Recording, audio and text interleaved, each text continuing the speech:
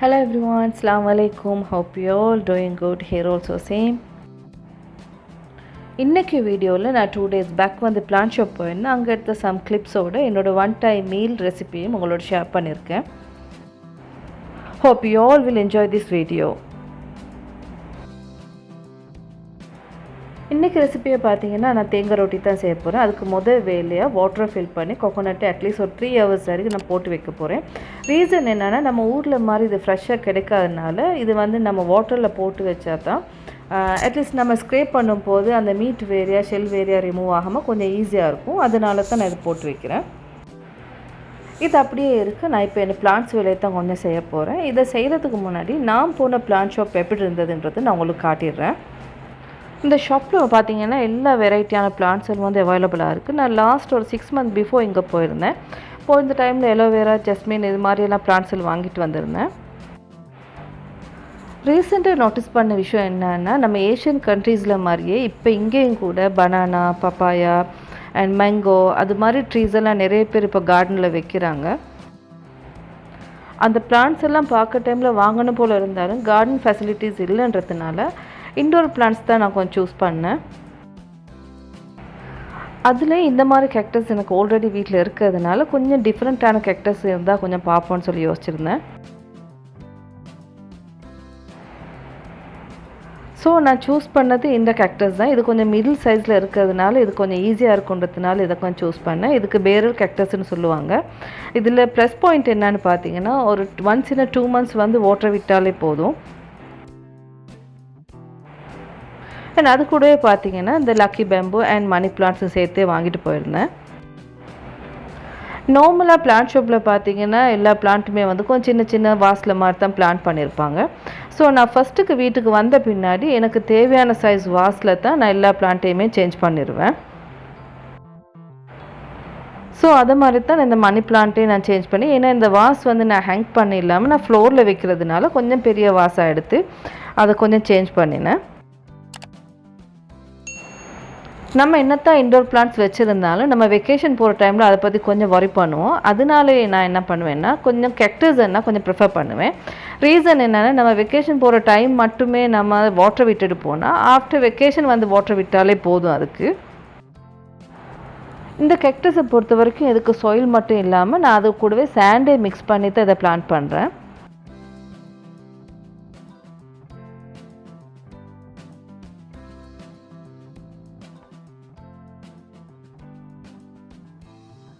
கொண்டு வந்து 2 பிளான்ட் வேலையுமே முடிஞ்சிருச்சு. நெக்ஸ்ட் பார்த்தீங்கன்னா லக்கி பெம்போ தான். இது வந்து பார்த்தீங்கன்னா வாட்டர் பேஸ் பிளான்ட் தான். ஸோ அதுக்காக வேண்டி நான் டிரான்ஸ்பெரண்ட் வாஸ் தான் சூஸ் பண்ணியிருக்கேன். ஸோ இந்த வாஸில் நான் கொஞ்சம் பாட்டமுக்கு கொஞ்சம் இந்த மாதிரி கலர் ஸ்டோன்ஸ் கொஞ்சம் போட்டுட்டு அதுக்கு வாட்டர் ஃபில் பண்ணிவிட்டு அதில் தான் நான் இந்த பிளான்ட்டை போட போகிறேன். நார்மலாமல் இப்படியான வேலையிலலாம் நம்ம ஹஸ்பண்ட்ஸ் வீட்டில் எல்லா டைமில் தான் செய்வோம். ஏன்னா அவங்க வெளியிலேருந்து வரும்போது கொஞ்சம் சேஞ்சஸாக இருக்கட்டும்ன்றதுனால இந்த மாதிரி வேலையெல்லாம் நம்ம செஞ்சு வைப்போம். அதே மாதிரி நானும் செஞ்சு வச்சுட்டு குயிக்காகவே டின்னர் செய்கிறது கிச்சனுக்கு போயிட்டேன்.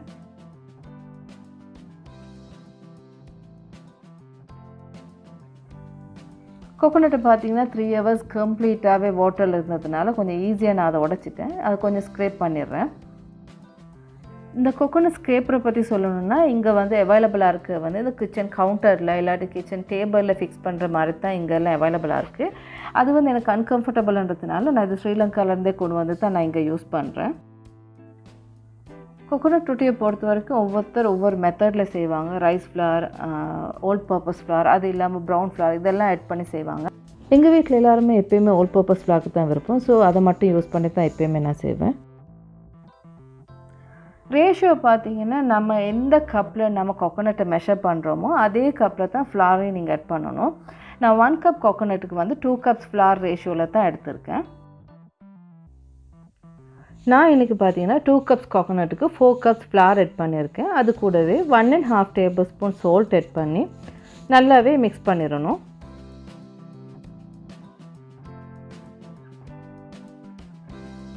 ஒவ்வொருத்தரோட ரேஷியோ பார்த்தீங்கன்னா ஒவ்வொரு மாதிரி இருக்கும். ஒவ்வொருத்தர் கோகோனட்டை கொஞ்சம் குறைச்சிட்டு ஃப்ளாரை கொஞ்சம் கூடுதலாக ஆட் பண்ணுவாங்க. அந்த டைமு பார்த்தீங்கன்னா டேஸ்ட்டும் வந்து அவ்வளோ பர்ஃபெக்டாக இருக்கிறது மட்டும் இல்லாமல் அந்த ரொட்டியும் கூட ஹார்டாக தான் இருக்கும். இப்போ சால்ட் ஆட் பண்ணிவிட்டு நல்லா மிக்ஸ் பண்ணி விட்டுடணும். நெக்ஸ்ட் ஸ்டெப்பை பார்த்தீங்கன்னா வாட்டர் தான். நான் வாட்டர் எப்போயுமே நார்மல் வாட்டர் யூஸ் பண்ண மாட்டேன், வார்ம் வாட்டர் தான் யூஸ் பண்ணுவேன். வார்ம் வாட்டரும் கூட ரொட்டி சாஃப்டாக ஆகிறதுக்கு இன்னொரு இம்பார்ட்டண்டான விஷயம்தான். இப்போ இந்த வாட்டரை நான் கொஞ்சம் கொஞ்சமாக ஆட் பண்ணி இந்த ஃப்ளாரை செய்கிறதுக்கு ஸ்டார்ட் பண்ணுறேன். நம்ம கோகோனட் மிக்ஸ் பண்ணி இருக்கிறதுனால வாட்டரை கொஞ்சம் கொஞ்சமாக சேர்த்து தான் நம்ம இதை டோரை ஸ்டார்ட் பண்ணணும். இந்த ஃப்ளாரை பொறுத்த வரைக்கும் பார்த்தீங்கன்னா நம்ம கையை யூஸ் பண்ணி செய்கிறது தான் பெட்டராக இருக்கும். ரீசன் என்னென்னா, நம்ம இப்படி வாட்டர் ஸ்பூன் யூஸ் பண்ணுற டைமில் நம்ம வாட்டரை வந்து இன்னும் ஆட் பண்ண மாதிரியே தான் இருக்கும். அதனால தான் நம்ம கையை யூஸ் பண்ணால் ஆட் பண்ணியிருக்க வாட்டரே போதுமான லெவல் ஆயிரும். ஸோ இந்த ஸ்டேஜில் நான் வூன் ஸ்பூனை ரிமூவ் பண்ணிவிட்டு நான் கையை யூஸ் பண்ணி தான் நான் ரெஸ்ட் ஆஃப் த பார்ட்டி செஞ்சு முடிக்க போகிறேன். இந்த டோவை பொறுத்த வரைக்கும் நீங்கள் லாங் டைம் பிசையணுன்னுலாம் அவசியம் இல்லை. கோகோனட்டின் ஃப்ளார் வந்து நல்லா கம்பைன் ஆகி டோ ஷேப்புக்கு ஸ்டிக் ஆகாத ஸ்டேஜ் வந்தாலே நீங்கள் ஸ்டாப் பண்ணிட்டா போதும்.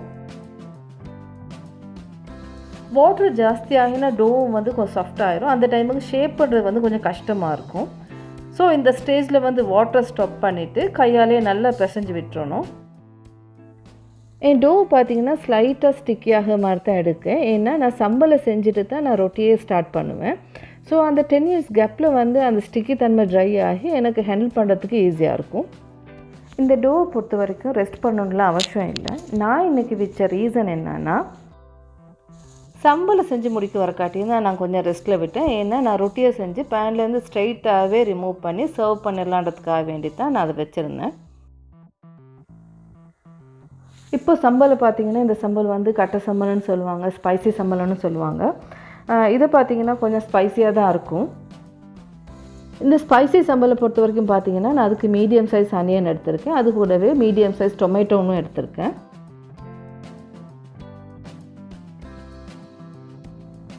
கட்ட சம்பல் மட்டும் இல்லாமல் அதோடைய சேர்த்து வேறு ஒரு கறியும் நான் ரெடி பண்ணுறேன். அதுக்கு தேவையான அனியன்ஸையும் அதே டைம்லேயே கட் பண்ணிட்டேன்.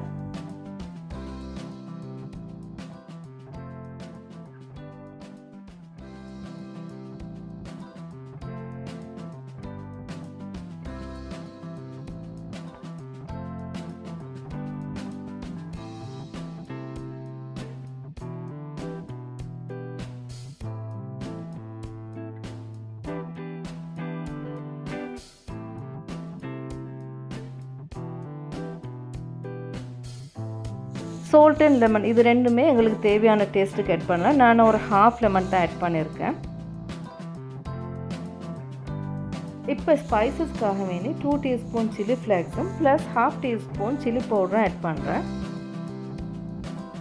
இதெல்லாம் பிளெண்ட் பண்ணுறதுக்கு முன்னாடி நான் 2 teaspoon மாதிரி மால்டிவ் ஃபிஷ்ஷும் ஆட் பண்ணுறேன். ஸோ அதையுமே நல்லா சேர்த்துட்டு நல்லா பிளெண்ட் பண்ணி எடுத்துடணும்.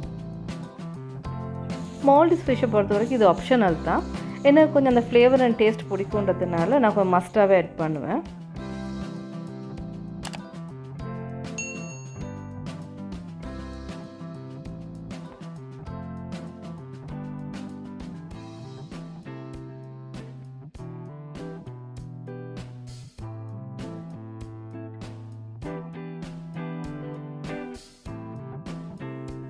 சம்பளோட வேலையை முடிஞ்சாச்சு. சம்பளை ஒரு பக்கம் வச்சுட்டு நம்ம ரொட்டியை பார்க்கலாம். இந்த டோவை ஃப்ளட் பண்ணுறதுக்காக வேண்டி நான் ஒரு ட்ரே ஒன்று எடுத்து அது கொஞ்சம் ஃப்ளார் கொஞ்சம் ஆட் பண்ணிடுறேன். ஆக்சுவலாக பார்த்தீங்கன்னா என்னோட டோக்கு வந்து ஃப்ளார் அவசியப்படாது. நான் அந்த ஷேப்பை வச்சு கட் பண்ணுறதுனால மட்டும்தான் இந்த டோக்கு கொஞ்சம் நான் ஃப்ளார் ஆட் பண்ணுறேன். நான் ரெஸ்ட் பண்ணுறதுக்கு முன்னாடி என்னோட டோ ஸ்டிக்கியாக இருந்தது. ஆனால் இப்போ கணக்காக எனக்கு ஹேண்டில் பண்ணுறதுக்கு ஈஸியான லெவலுக்கு வந்துருச்சு. ஸோ கணக்கான சைஸ் பவுலை எடுத்துகிட்டு ஒரு ½ centimeter திக்னஸில் நம்ம அதை ஃப்ளட் பண்ணிவிட்டு எங்களுக்கு தேவையான சைஸ் ஷேப்பை வச்சு கட் பண்ணி எடுத்துடணும்.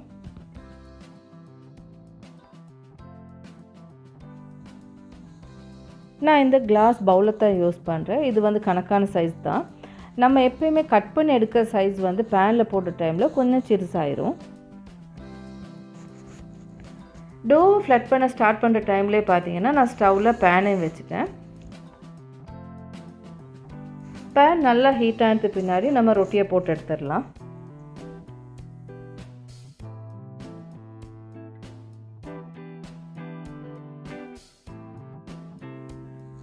இப்போ பார்த்தீங்கன்னா என்னோடய பேன் கூட நல்லாவே ஒட்டாயிருச்சு. இந்த டைமில் நான் ரொட்டியை போட்டுடுறேன். ஒரு சைடு நல்லாவே ரோஸ்ட் ஆகினது பின்னாடி தான் அதை ஃப்ளிப் பண்ணணும். இப்போ பார்த்தீங்கன்னா என் ரொட்டி வந்து ஒரு சைடு வந்து ரோஸ்ட் ஆகியாச்சு. இப்போ ஃப்ளிப் பண்ணிவிட்டு ஃப்ளிப் பண்ண சைடை கொஞ்சம் நேரம் விட்டுட்டு அது ஸ்லைட்டாக ரோஸ்ட் ஆகி வர டைமில் ஃப்ளட் பேஸ் இருக்கக்கூடிய ஏதாவது ஒன்று வச்சு இப்படி ரொட்டியை நல்லாவே ப்ரெஸ் பண்ணிடணும். நான் இன்றைக்கி எம்டி ஜக் தான் யூஸ் பண்ணுறேன். இது வந்து எனக்கு கொஞ்சம் எப்பயும் செய்கிறதுனால ஈஸின்றதுனால எம்டி ஜக் தான் யூஸ் பண்ணியிருக்கேன். நான் ரொட்டியில் 2 சைடையுமே இப்படி ஜக்கை வச்சு நல்லா ப்ரெஸ் பண்ணி விட்டுடுவேன். இப்படி செய்கிறதுனால என்ன பெனிஃபிட்னா ரொட்டி வந்து சூப்பராக சாஃப்டாக வரும். எங்கள் வீட்டில் எங்கள் அம்மா எப்போயுமே இந்த மெத்தடை ஃபாலோ பண்ணுவாங்க. எப்போ ரொட்டி செஞ்சாலும் மறக்காமல் இந்த ப்ரோசஸை பண்ணிடுவாங்க. ஸோ அவங்கக்கிட்ட பழகியதுனால நானுமே எப்போயுமே ரொட்டி செய்யும்போது இந்த ப்ரோசஸை பண்ணிடுவேன்.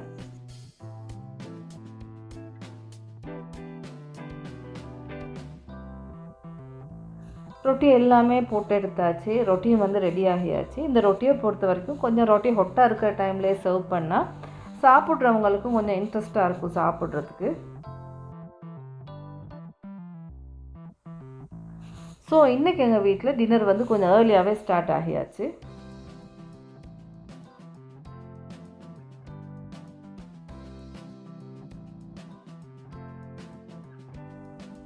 ரொட்டிக்கு பார்த்தீங்கன்னா சம்பலோடு சேர்த்து சிக்கன் ஹார்ட்டும் டெவலப் பண்ணியிருந்தேன்.